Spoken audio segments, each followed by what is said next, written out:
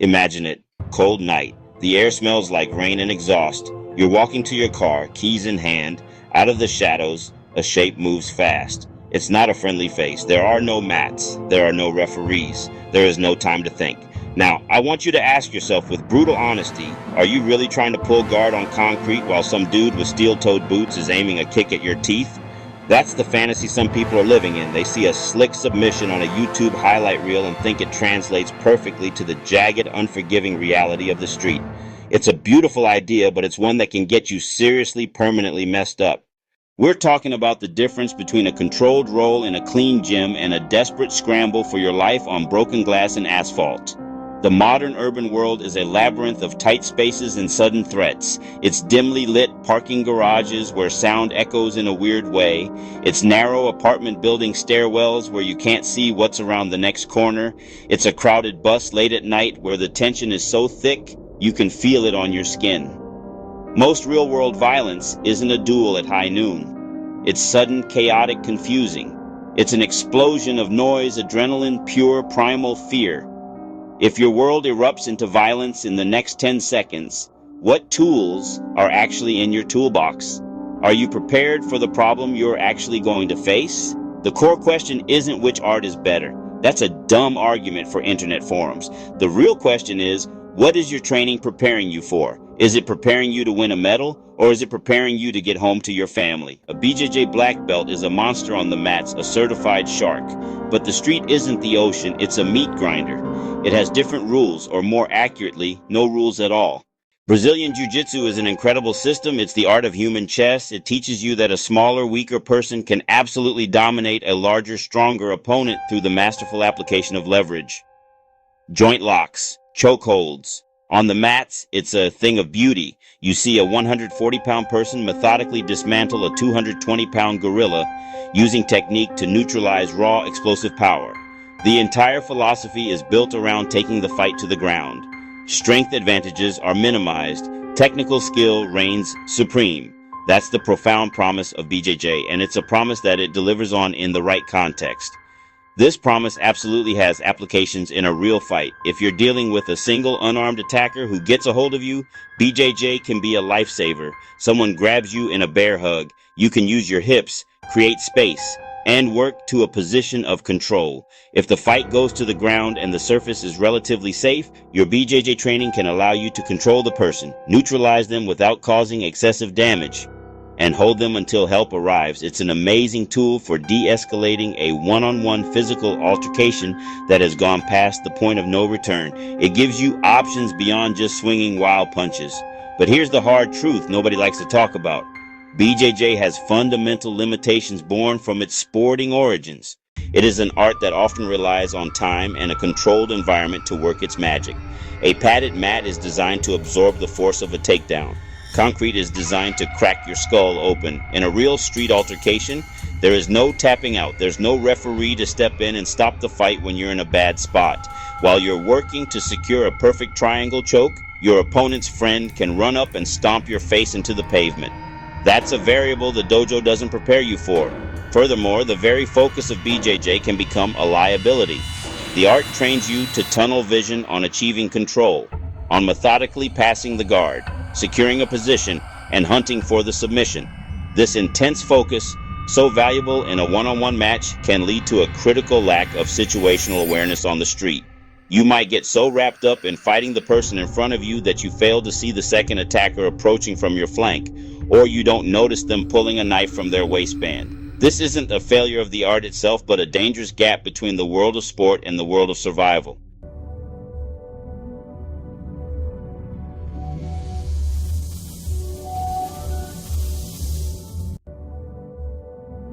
Krav Maga wasn't born in a gym. It was forged in the streets and on the battlefield. It was developed by the Israeli military with a single, overriding objective: survival. Krav Maga's goal isn't to win a fair fight, it's to end the threat as brutally and efficiently as possible and get away. It trains you to weaponize your body's natural reactions. It teaches you to attack the most vulnerable parts of an attacker's body: the eyes, the throat, the groin, the knees. Cause immediate, debilitating injury to create a window for escape. Training simulates the chaos and stress of a real attack. Instructors shout at you. They create confusing scenarios. Multiple people attack you at once. Build simple, gross motor reflexes that work when adrenaline floods your brain, not complex multi-step techniques. Explode with a flurry of violence, palm heel to the chin, knee to the groin, vicious push, then run. The goal? Live to see tomorrow. But there are limitations and risks.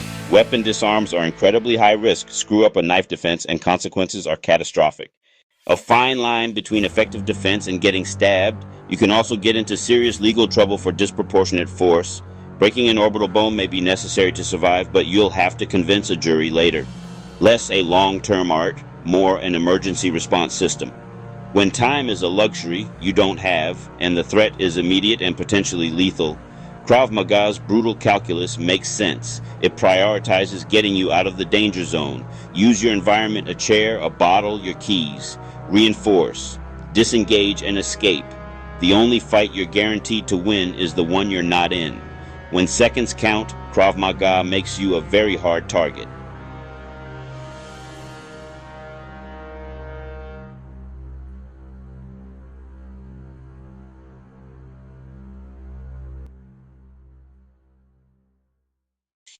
Let's put these ideas to the test with some real-world scenarios. Don't try to pick a winner. Just feel the different philosophies at play. The first situation, a crowded mugging. You're walking down a busy city street at dusk, looking down at your phone for a second. Suddenly, two individuals close in on you. One of them grabs your arm hard, trying to control you. The other steps in front of you, hand out, demanding your wallet and phone. The street is full of people, but they're all in their own worlds walking past. What do? Let's look at the BJJ response. Your training kicks in. You recognize the grab and immediately work to control the attacker's arm. You might use their momentum to execute a takedown, pulling them off balance and onto the ground. Once there, you're in your world. You can move to a dominant position like mount. Or side control, using your weight and technique to pin them. If you can fully control that first attacker, you might neutralize the immediate threat. You might scare off the second one, or buy time for someone to finally notice and call the police. You've taken control of the situation. But what are the risks of this BJJ approach? The environment is your biggest enemy. You're on hard, unforgiving concrete. Taking someone down means you're going down with them, risking injury to your head, elbows, or knees. More critically, while you are hyper-focused on controlling the one guy on the ground, what is his friend doing? He has a free shot. He can kick you in the head, he can pull a weapon, he can simply grab your wallet. Being on the ground in a multi-attacker scenario surrenders your mobility, making you a stationary target. You've solved one problem, but potentially created a much bigger one. Now consider the Krav Maga response. The philosophy here is entirely different: create space and escape. As the first person grabs your arm, your reaction is not to engage in a grapple, but to explode. A simultaneous block and a brutal targeted strike, a palm heel to the chin, or a thumb to the eye of the grabber. The goal is to cause a system shock, to make them recoil in pain and surprise for just a second. In that split second, you're not trying to finish the fight, you're pushing off, you're shouting, you're moving away, you're scanning for the second attacker, you're looking for an escape route. You stay on your feet and prioritize mobility.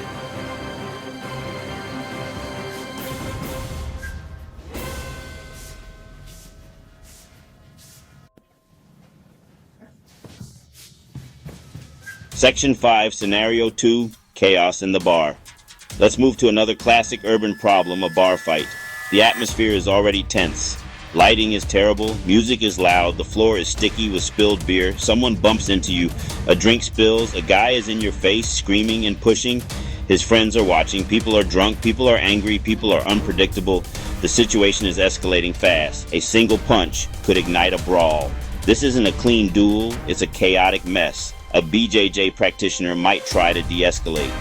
If the push comes to a shove, the instinct could be to close the distance and clinch. From the clinch, you could work for a takedown, get the primary aggressor to the ground, establish control, strong side control, mount, pinning them and preventing swings. On paper, this contains the threat.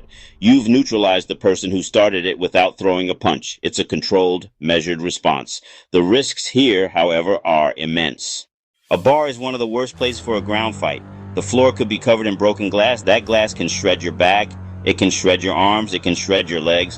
While you're focused on grappling one person, You're vulnerable to his friends. They can kick you, they can stomp you. You could smash your head or smash your opponent's head against a table leg, against a bar stool. You lose all situational awareness. You're stuck in one place while chaos swirls around you. A long, drawn-out ground fight could have serious legal consequences. The Krav Maga approach is about ending the immediate confrontation and leaving. When the person shoves you, the response is preemptive and decisive. Create a verbal fence. Hey man, back up.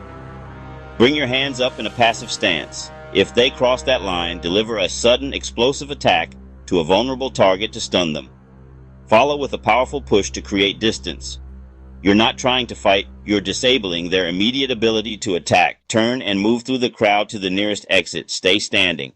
This is a high-stakes scenario, the kind that everyone dreads. You're stopped at a red light late at night. The doors are unlocked. Suddenly, your driver's side door is yanked open, and a person is there leaning in, maybe showing you the handle of a knife or a gun tucked in their waistband. They're yelling at you to get out of the car. Your heart is pounding in your chest. The adrenaline dump is massive. You have seconds, maybe less, to make a decision that could determine whether you live or die. This is the apex of asymmetric warfare. For the BJJ practitioner, the options here are severely limited and extremely dangerous. The confined space of a car makes grappling almost impossible. You're strapped in by a seatbelt. There's no room to establish a guard. Pass a guard. Work for any meaningful submission. Trying to engage in a grappling exchange with someone who is leaning into your car while you are seated is a recipe for disaster. You are in a position of extreme disadvantage. If the fight spills out of the car and onto the street, you risk getting hit by traffic or being at the mercy of an armed attacker in an open environment. BJJ's core principles of taking a fight to the ground become a massive liability. The ground is pavement with moving cars all around. The attacker is likely armed, and closing the distance to grapple with an armed opponent is something even elite special forces operators are trained to avoid at all costs. Trying to apply a sport-based grappling art in this context is like trying to use a screwdriver to hammer a nail. It's the wrong tool for a terrifyingly specific and dangerous job. The risk of catastrophic failure is astronomically high. Krav Maga, on the other hand, specifically trains for this type of scenario. The training focuses on explosive, surprising movements from a disadvantaged position. It might involve a sudden, violent strike to the attacker's face or throat as you simultaneously unbuckle your seatbelt. The primary goal is to disrupt the attack for a fraction of a second. That disruption is your window. Depending on the situation, you either slam the accelerator and drive away if the path is clear, or you explode out of the opposite door and run. The car is just property. Your life is not. Krav Maga's answer is brutal, direct, and focused entirely on escape.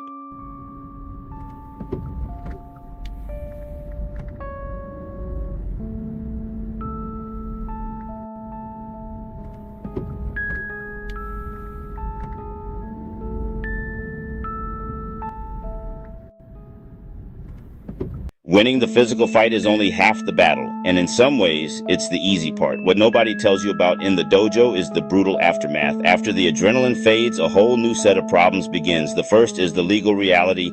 Every street corner has a camera. Every bystander has a smartphone. How you acted during the confrontation will be recorded, scrutinized, judged. A BJJ choke used to subdue someone until police arrive, versus a flurry of Krav Maga strikes to the face. You will have to justify your actions. The legal system doesn't care which martial art is superior. It cares about concepts like reasonable force, imminent threat. If you break someone's arm with a joint lock after they've given up, you could be facing assault charges. If a Krav Maga technique causes permanent damage, you must prove your life was in mortal danger. This is a huge, often overlooked component of self-defense. Your training must include awareness of the legal lines you cannot cross, or your victory on the street could become a devastating loss in the courtroom. Then there's the psychological toll, the cost you pay inside your own head.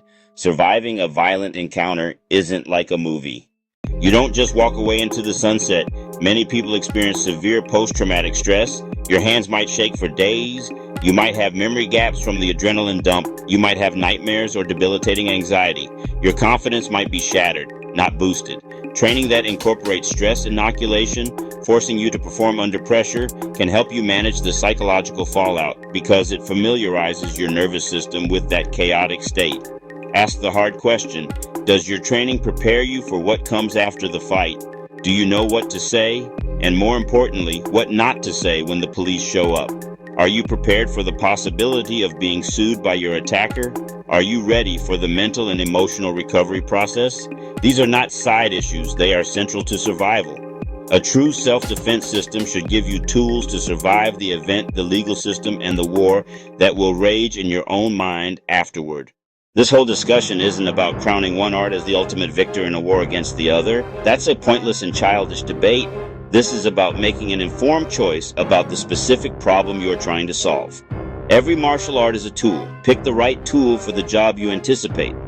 BJJ and Krav Maga are both incredibly effective tools. They are designed for very different jobs. Don't assume one perfectly substitutes for the other. Brazilian Jiu-Jitsu is a deep and rewarding lifelong practice. It teaches you patience. It teaches you discipline. It teaches complex problem solving under pressure.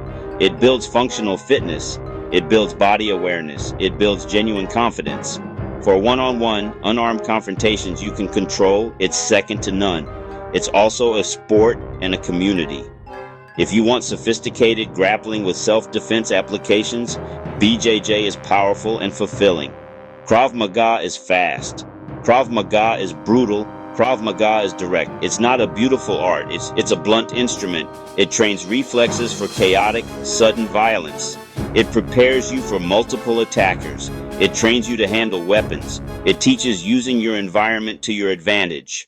Its aim is survival, escape, and ambush. If you're preparing for worst-case urban violence, Krav Maga is tailored for that. So, which shield is right for you? It depends on your life. It depends on your environment. It depends on your personal goals. Want deep technical practice with sport that can save you in a scuffle? BJJ. Want a quick system to survive sudden, violent attacks? Krav Maga. Most experienced people find value in both. Learn control and leverage from BJJ. Learn explosive aggression from Krav Maga. Learn situational awareness from Krav Maga. Learn to grapple. Learn how to avoid the ground at all costs. Choose your problem. Choose your shield.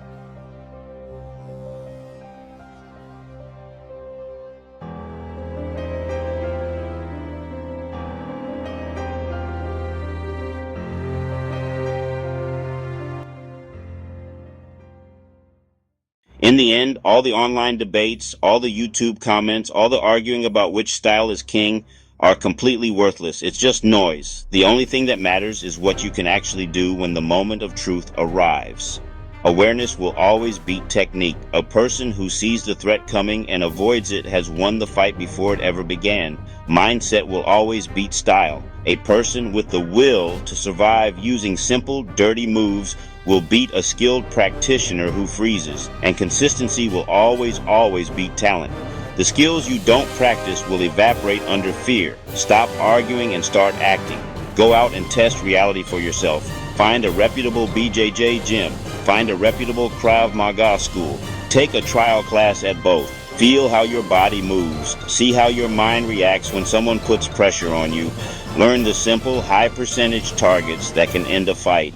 Learn the importance of running. Create distance. Practice being loud. Move with purpose. Train for the reality of the cold, hard street. Not just the highlight reel. Don't let your ego get in the way of your survival. If you honestly believe your plan for a violent street encounter involves going to the ground on concrete, you need to rethink your entire strategy. Survival is not about looking cool or proving your art is the best. It's not about winning points or getting a tap. It is about one thing: getting home at the end of the day. The world is unpredictable. Hoping for the best is not a plan. Hope is not a strategy. You are your own first responder. So, the final call to action is simple. Get up, get out, go train. Don't put it off until tomorrow or next week. Find a place today. Your life could literally depend on it. Train smart. Train often. Stay aware of your surroundings. The world is not a padded room. Be ready for the concrete. Be ready to survive. Thank you for viewing this content. Make your comments below. Help us reach our next milestone of 500 subscribers. Like, share, and subscribe so we can reach more martial arts enthusiasts. Select a video on your screen, and we will see you there.